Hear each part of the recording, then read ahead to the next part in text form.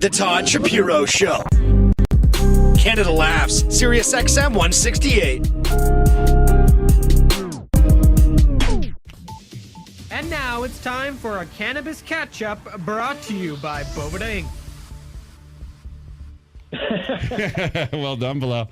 Hey, Lance calling us from Southern Cal from bovedainc.com, and we got a great co-host. I think you guys are going to really hit it off. His name is Che Dorena, and Che, you might have even seen, because Che went viral in the cannabis space because he did for Herb magazine. He's like their face and does all these all these Facebook videos and stuff. I do a lot of their CBD stuff. We had one that blew up. What's his name? Bill Maher shared it and stuff. But yeah, it was top 10 things that you need to know about CBD, and we got like 10 million views on that one.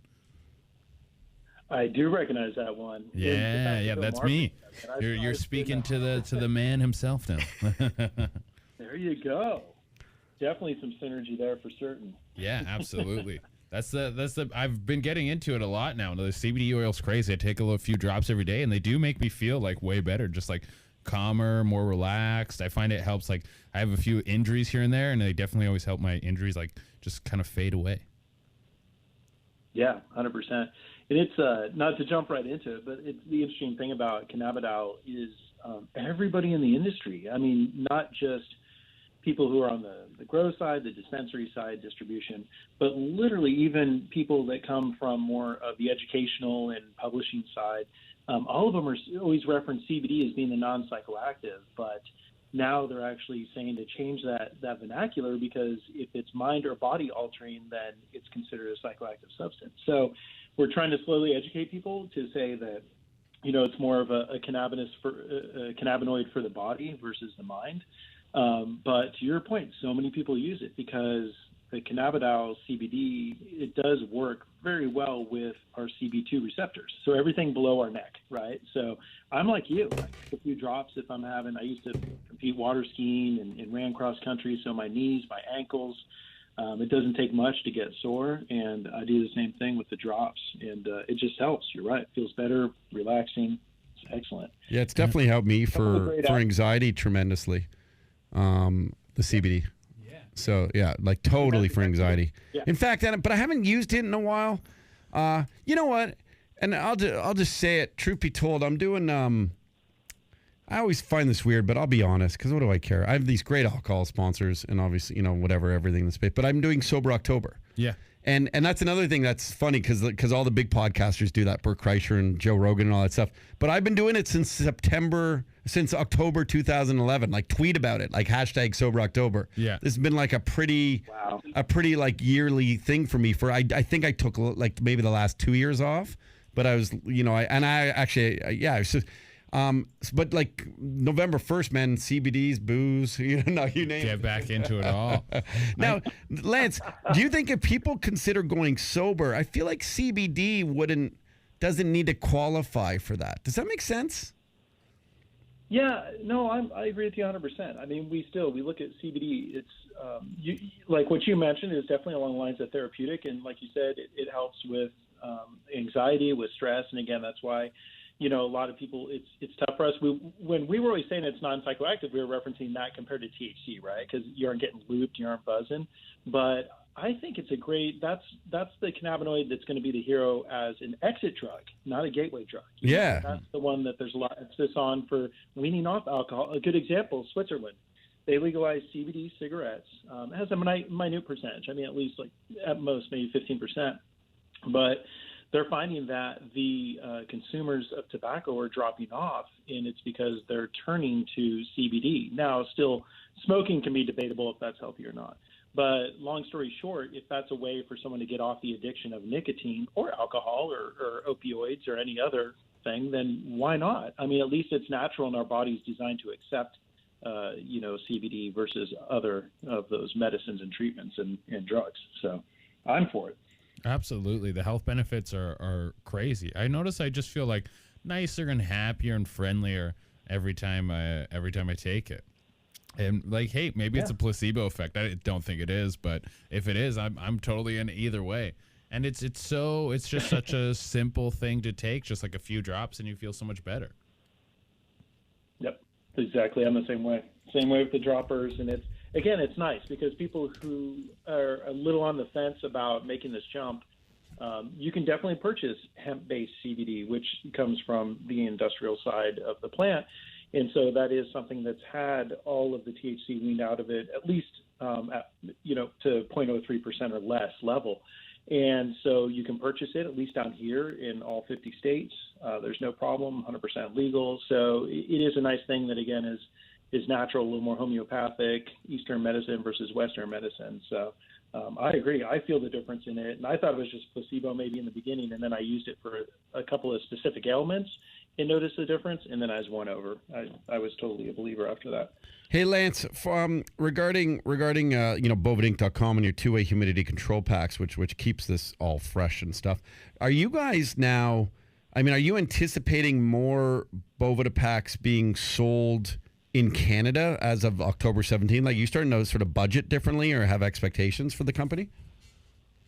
Yeah, that's a great question. That's something that has been a hot topic. Even since I came on with the company, I stated that, Canada is coming. It's inevitably going to happen. The date shifted a little bit.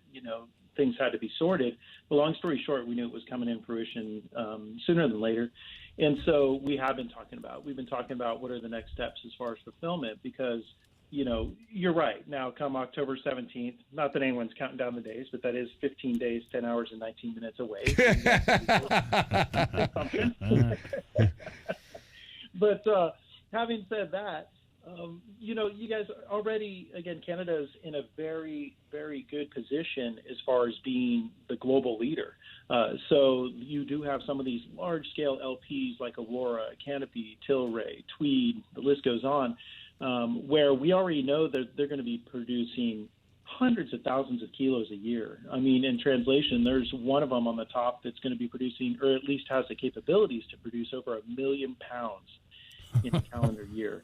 So we very much do need to adjust ourselves, because that's a lot of flour to keep fresh. And again, it's flour that's being exported over to Europe. It's being exported to Australia, to South America. Canada's it's got its hands everywhere as far as this industry goes.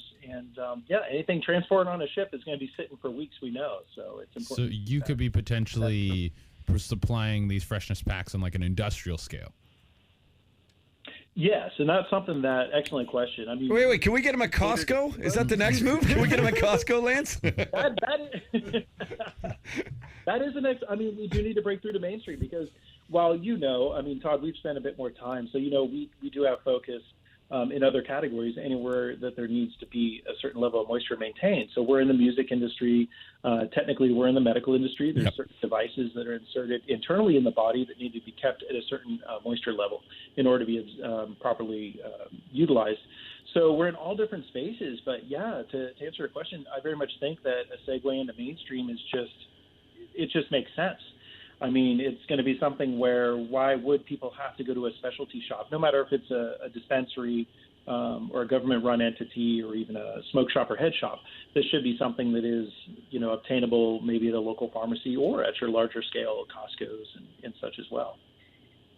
Yeah, because I guess, you'll be no, I'm just thinking you can be like Shoppers Drug Mart. Like, where are all the big right now Boveda? I can't believe I'm only asking this now. But where are all your big, because is it normally been within the space where you sell it? Or now are you thinking if you work, we have what's called Shoppers Drug Mart here, which would be your Rite Aid or your Ralph's or whatever. Is that sort of the goal for Boveda packs? Yeah, 100%. And we are friends with the guys at Shoppers Drug Mart. Definitely a good group. And to your point, they're very much, I'd say, comparable to a Rite Aid in the States. To give you an idea of our footprint now, definitely founded and manufactured, produced here in the States. But we're actually across the world. We have distribution down in South America. We have it throughout Europe and UK. We have it down under, and again in Australia and New Zealand. So we've tried to be ahead of the curve as far as things go with supplying the product where it's needed, because it's every month there's something new, if not every week. Domestically things have quieted a little bit. We're anticipating a handful of more states. Oklahoma's in a good place. Tennessee's moving in a great direction. Florida's getting its stuff together. But internationally, I mean, just last quarter alone, you had Georgia as a country come online. You had Portugal as a country come online. Things are moving in a good space in several other countries in Europe. And a better part of South America is already legalized, from Colombia to Uruguay, Paraguay, Chile, you name it. It's just Mexico is in an awesome place as well. I'm trying to segue from medical to adult use as well. So we do have distribution throughout the world, and we're very lucky and fortunate in the partners that we have for distribution that they do get us in the right places to get in front of those consumers that need our product. That's incredible. Yeah, I was just thinking of quitting the show and asking for a job there. I'm like, if these like Shopper Drug Mart deals and stuff go through. Another Canadian rep, Todd. Oh. Do you have a few Canadian reps? We do have one right now, and how are they doing? I'm just saying, I got connections there, Lance. Let me tell you guys, it's interesting because not that I was a huge geography buff by any means when I was a kid, but it's interesting how we turn our attention to things that are relevant to our life. And I've learned more geographically about countries, nations, and even city-states being in this industry than I had ever before. So Canada is a good example. A lot of Americans don't know. You all are the second largest nation in the world, only to Russia, as far as landmass. Now, populace, it's kind of an interesting curve, right? Because it's pretty cold up there in a lot of areas. Yeah. It is. So that's where it makes sense on the population. You all are at about 36.5 million, which California, my home state, is at 39.5 million. I know. So it's crazy when you look at the size of our state versus the size of your country. But that's where, I go to investment summits, and a lot of people, Canada. And I'm like, you guys need to elaborate. It's not just the domestic. It's even more so the international reach and the exporting business. But there's also product getting imported. I think I shared on an email, Todd, when we were talking, for the first time ever, there's a Jamaican grow-op that just sent medical-grade cannabis to Canada on a ship. So that was a first time ever, which was pretty cool. Best boat ride of all time, they say, from Jamaica to Canada. It was the best boat ride of all time. No, it was. Nominated the best boat ride. You thought the Love Boat was a good series. No. You should have been on that boat. Weed boat? The weed boat. Sorry. And even that industry is getting another great segue. There's actually a company that's in that industry, and they're looking to do pot cruises up the West Coast. Yeah. There's a cruise outfit, and they actually have their eyes on Humboldt. They recently dredged the harbor in I believe it's actually Eureka specifically. So they're talking about doing port of calls starting in San Francisco, from San Francisco to Eureka, the heart. As you guys know, that's the Emerald Triangle. That's the epicenter for growing cannabis in the world. And then from there on up into Oregon, Washington. Oh my God, a pot cruise. DC.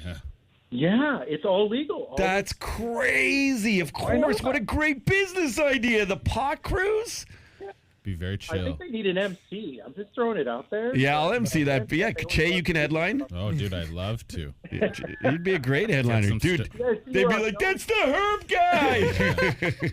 I got a lot of stoner comics who would love to come out and do that show. Just sit on a boat and smoke weed for a couple weeks straight. Sounds great. And then visit all the areas where they're producing weed, making weed, selling weed. Yes, please. That's fantastic. What are they, Lance, do you know, I'm just throwing this out there, but like, cause there's in uncharted waters, there's different laws, right? Like are there different laws? And like, could you actually go out to certain areas of waters and do pot cruises and not worry federally in the United States if you're just outside of some of the states that there's not legal in to do that? Yeah.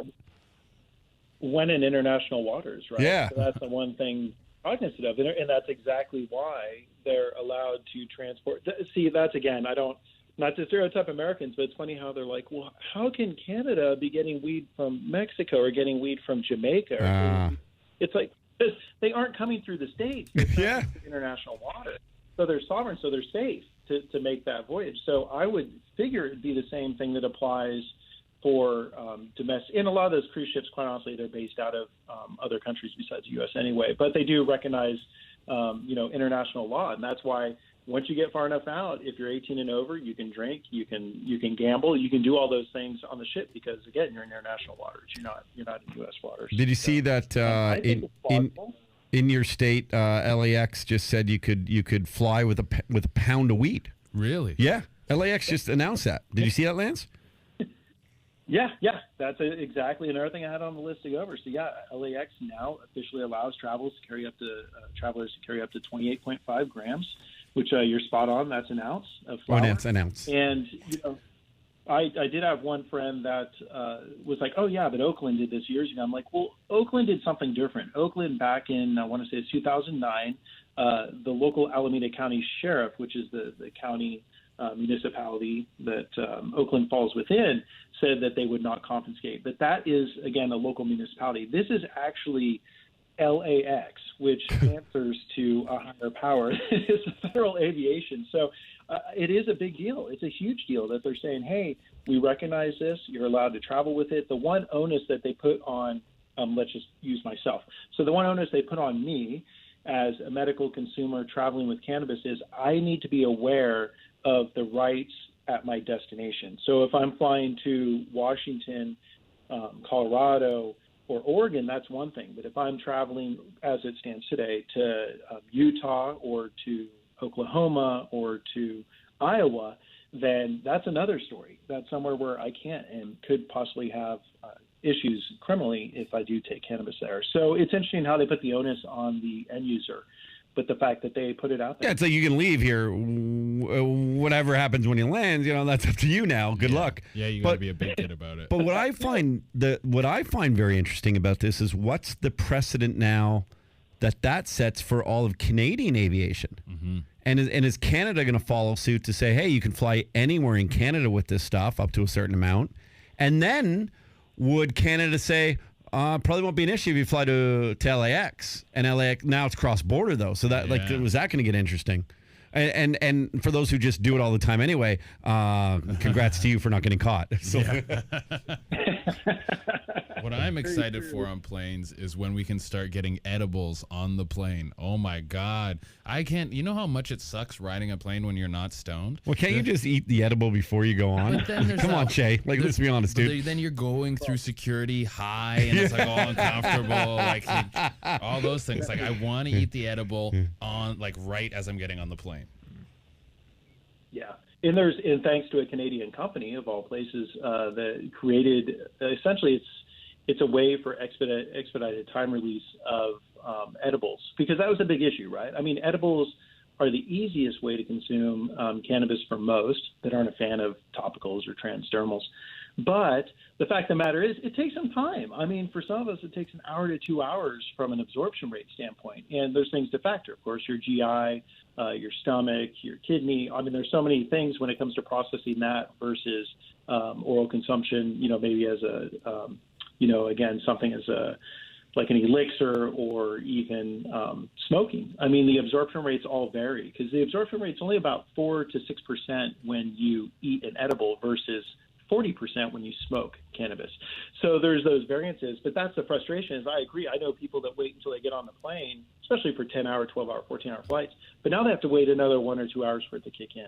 So I think that's the dilemma is, edibles are great, but still, if you really want to relax and not be stressed out and white knuckling the actual hold down while you're sitting there in the chair, then that's one thing to factor too is ingesting the right thing. But there's other things out there too. Again, there's all types of resources. So if they start selling them, that would be, who knows? In 20 years, we'll laugh about all this because it'll be the norm. Yeah. I not only, and I forget if we had this conversation. Yeah, I think it was with you, Lance, whether it was last week or the week after. But I not only that, I think, and I'll just reiterate, it is with you for sure, was that, we look at marijuana now or edibles as a way to get high. Like that's the first thing that comes to mind. Like you get high, and then of course you learn about CBD and the benefits we were talking about to start the conversation. But I really believe this, that by the time my son Sawyer, and we had this conversation, Shay, last week with Lance, by the time Sawyer's, how old are you? 26. Like, I don't even think that's going to be the main reason to go to cannabis. No. Like, cannabis is going to be known for so many, it's just going to be one of XXXXX option for you. Yeah. It'll be so catered to your those receptors. Like it'll be so you will know exactly it. I'm like getting kind of passionate now because we've taken a big stance and talked about this stuff for 3-4 years now on a pretty, main platform, which a lot of other, traditional radio stations just are now trying to pick up on this stuff because, oh my goodness, it's going to be legal October 17th. And it's like I get chills because every week, and Lance, we've been doing this with Boveda now over a year. Every week we learn more. We're not only close to the realization of legality, but what I'm most passionate about is that stigma will slowly, like, there won't even be Dorito jokes about smoking marijuana in 4 years. Like, those won't even go over. No one will get that sort of high, munchy, pasty thing. It's a whole different ballgame. There's just going to be a casual stoner, man. Yeah. And it's going to be the mainstream consumer. I mean, it's going to be everybody. It's going to be my grandma. Yeah, they've been around forever. I'll tell you guys a funny story. I was on a field trip, grew up in the Bay Area in Northern California. I was on a field trip back from San Francisco, and there was a guy in a Porsche driving by. Beautiful. I mean, at that point, this was like top of the line, 911. Nice. Expensive for, not to date myself, but expensive for the 80s. We'll just say that. I'm picturing, by the way, and it's a bad analogy, but I'm picturing the scene. You ever see the movie True Romance? Yeah.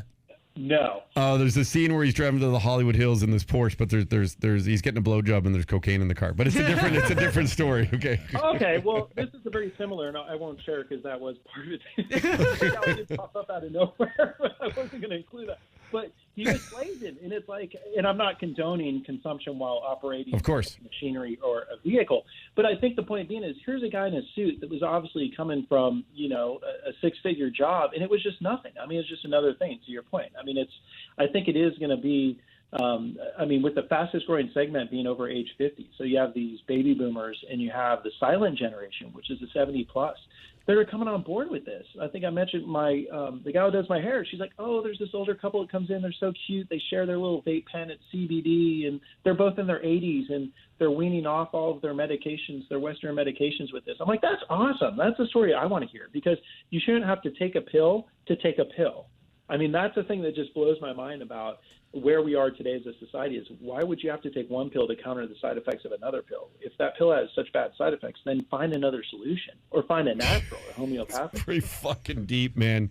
That is such a good way of putting it. If you have to take a pill to take a pill, there's something wrong with the first pill. Yeah, a lot of people don't want to face that reality, though. That's like a lot of people's health problems come from like bad diet and things like that, and to have to go through that like monumental change, there's just lack of education of knowing how you can properly help your body. People go to like the quick, easy solution, and also what's marketed to them, right? The prescription drugs have some of the best marketing campaigns ever.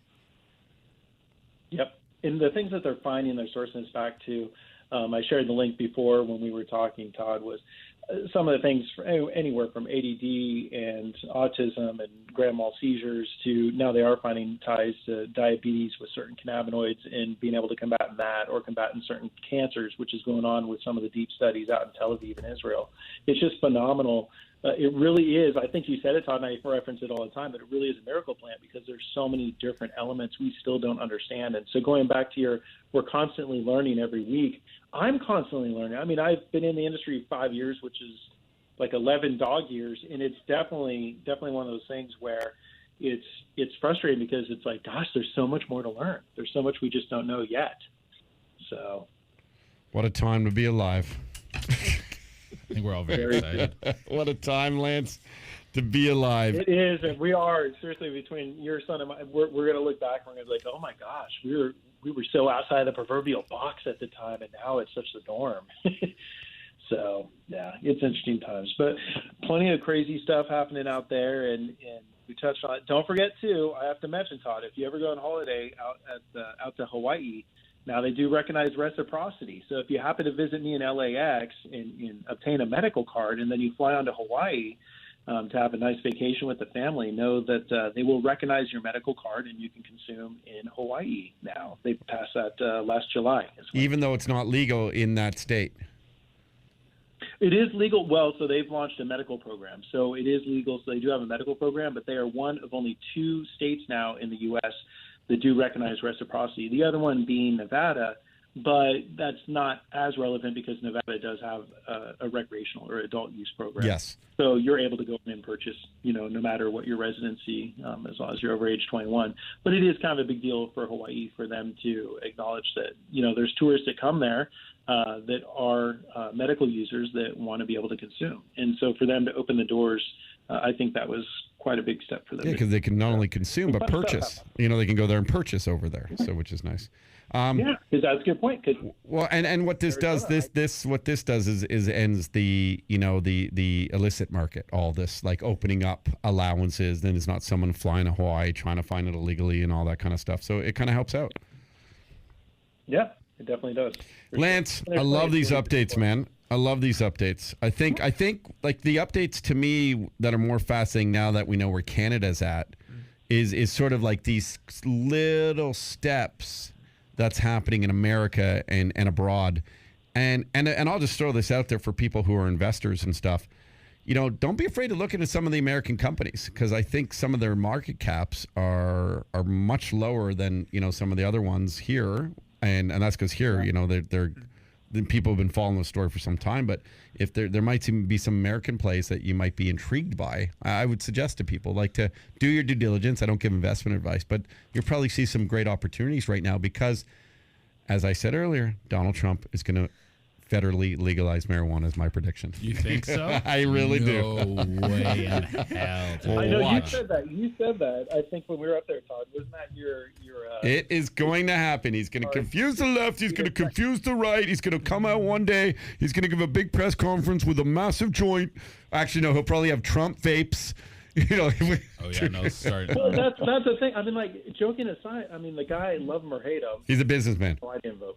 But love him or hate him, he's a businessman, and energy goes where the money flows. So the fact that Sessions is potentially on the cutting block here, and that's a big obstacle. He'll do it, dude. He'll do it. Market is the DA that is Jeff Sessions, and so for him either to leave or to be pushed out, I think that'll be a factor. But I agree. That's why we say it's a nonpartisan topic anymore, because everyone sees the potential. Some of them, unfortunately, see it from more so a revenue than a health perspective, but still it's relevant. And you're right, invest. I've met people.